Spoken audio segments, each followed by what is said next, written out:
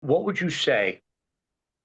Two-part question. What would you say is A, the biggest misconception about becoming SWAT?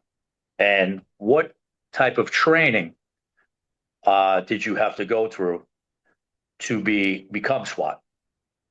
Yeah, probably one of the biggest misconceptions, that when I talk to people that aren't in the law enforcement career is that SWAT is a separate, job from a police officer. It's like, yeah, Right, I'm gonna apply for, to be a SWAT officer or something like that. It's right, kind of right. not how it works. You got a SWAT officer is a cop first and foremost, and they have to kind of, in larger cities, they have to kind of get get in the trenches a little bit and work on the street or usually a patrol capacity, whatever they can do in a few years it takes before you can apply to be on a SWAT team. But that's probably one of the biggest misconceptions is that it's a separate job from a police officer.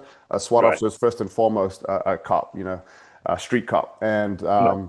sorry, the second part of that question was I mean, was there a certain part of training, or is it something that's basically based on the merit of your what you've done so far okay, as a police yeah. officer? Yeah, How so do you apply? yeah, it kind of, I've noticed that it differs across the country depending on how large the agency is. The larger Mhm. the agency, the more competitive it can become. Right. Smaller agencies like, 10 to 30 man departments, it's like they kind of need as many people as they can get to work on a team sometimes. And so Mhm. if you've got kind of what it takes, then they'll put you on the team. Larger cities, it is more of a competitive selection. So you got to get, X number of years in working on the street. And then you apply, you put an application, they take a look at your work ethic. Okay, the last 3 to 5 years, this guy's, his supervisors have said here he's a hard worker, this, that, the other. And so you apply for it, and if you get accepted into the selection, it might be a physical test, like what happened in my department, to make sure that, hey, this guy can actually make it through the week-long selection that they put you through. So there's some kind of just a general physical test on top of your application.